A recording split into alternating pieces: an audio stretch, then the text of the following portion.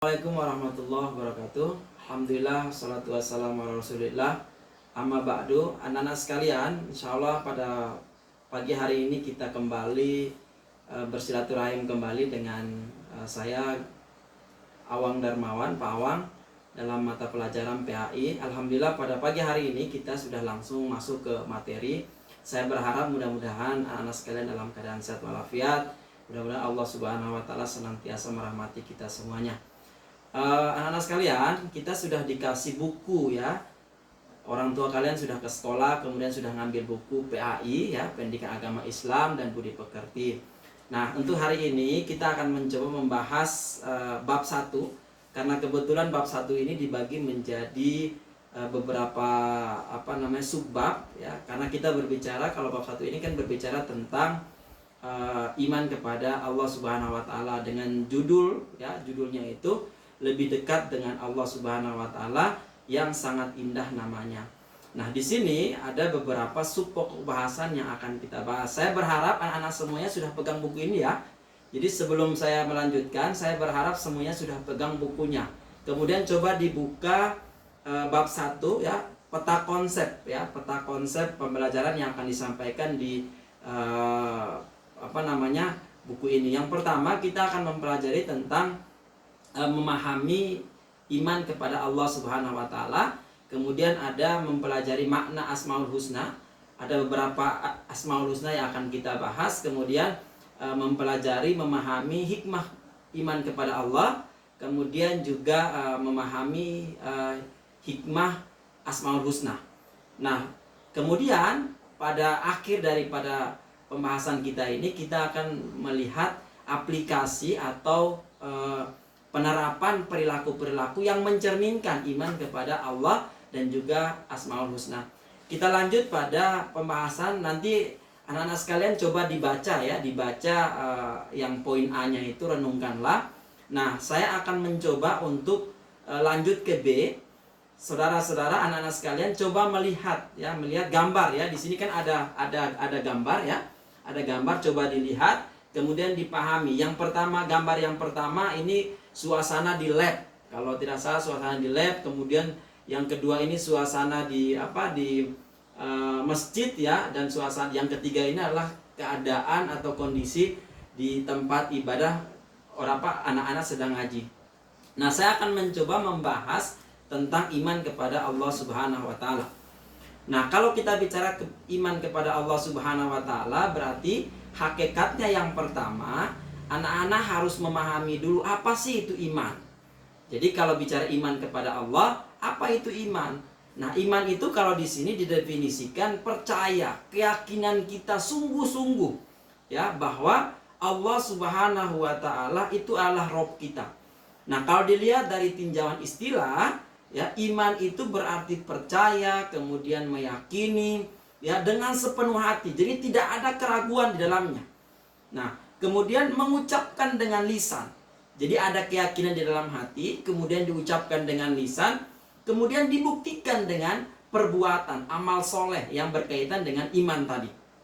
Nah, adapun beberapa tanda-tanda orang yang beriman itu adalah terlihat pula dalam perilaku kesehariannya.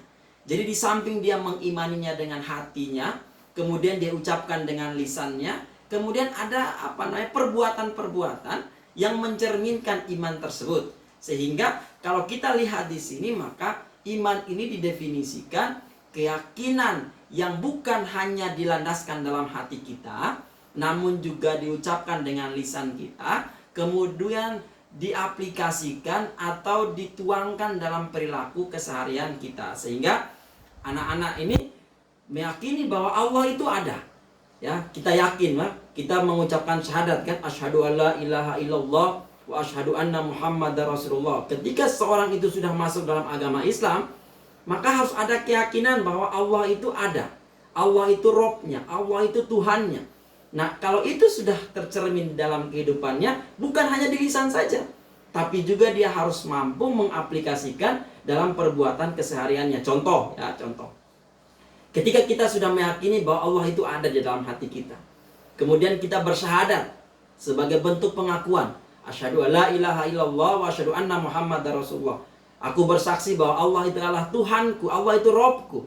Kemudian Nabi Muhammad SAW adalah utusan Allah. Itu kan keyakinan yang bukan hanya landaskan dalam hati saja, namun juga dalam lisan kita.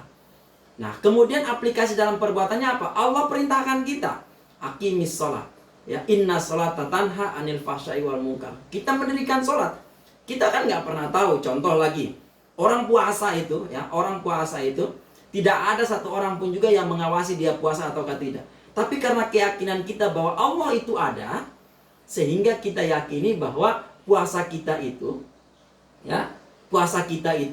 dilihat, dijaga oleh Allah Subhanahu wa taala. Sehingga muncul dalam diri kita bahwa tanpa ada manusia yang mengawasi pun Allah mengawasi kita. Nah, itu contoh iman kepada Allah Subhanahu wa taala. Nah, anak-anak sekalian coba lihat dalam surat An-Nisa ayat 136. Ya, dilihat kemudian dibaca. Allah Subhanahu wa taala sampaikan, ya ayyuhalladzina amanu billahi wa rasulihi wal kitabil ladzi nazzala ala rasulihi. Ya, wal kitabil ladzi anzala min qablu wa may yakfur billahi wa malaikatihi wa kutubihi, ya, wa rusulihi wal yaumil akhir faqad dolalam baidah. Nah, kalau diterjemahkan anak-anak bisa lihat ya terjemahannya. Di situ secara tidak langsung bentuk ya keyakinan kita bahwa iman itu adalah sesuatu yang diyakini dalam hati, ya, dipercaya di dalam hati, kemudian diucapkan secara lisan, ya, kemudian diaplikasikan atau direalisasikan atau dilaksanakan dalam kepribadian kehidupan kita sehari-hari. Itu poin yang pertama. Jadi kalau bicara iman kepada Allah, maka kita harus meyakini betul ya bahwa Allah Subhanahu wa taala adalah Rabb kita, ya, yang menciptakan kita, yang menghidupkan kita, ya, yang menumbuh kembangkan kita, yang menciptakan seluruh alam semesta. Itu adalah Allah Subhanahu wa taala. Dan keyakinan itu harus melekat pada setiap individu umat manusia, umat Islam, ya, yang meyakini betul bahwa Allah Subhanahu wa taala adalah Rabb-nya. Nah, itu yang pertama yang berkaitan dengan iman kepada Allah Subhanahu wa taala. Kemudian ada juga ya pembahasan berikutnya, ini yang berkaitan dengan makna Asmaul Husna. Anak-anak sekalian, hari ini saya akan membahas dua topik utama. Yang pertama iman kepada Allah, yang tadi sudah saya sampaikan. Kemudian Asmaul Husna. Nah, Asmaul Husna ini adalah nama-nama, ya, nama-nama yang sangat baik, ya, yang sangat baik. Allah Subhanahu wa taala mengenalkan dirinya ya dengan nama-nama yang luar biasa. Nah, sesuai dengan apa yang disampaikan oleh Allah Subhanahu wa taala dalam Al-Qur'an yang ada di dalam surat Al-A'raf ayat 180. Nah, itu coba dibaca ya, coba dibaca. Yang jelas Allah menjelaskan bahwa walillahil asmaul husna fad'uhu biha. Kata Allah, dan Allah memiliki Asmaul Husna.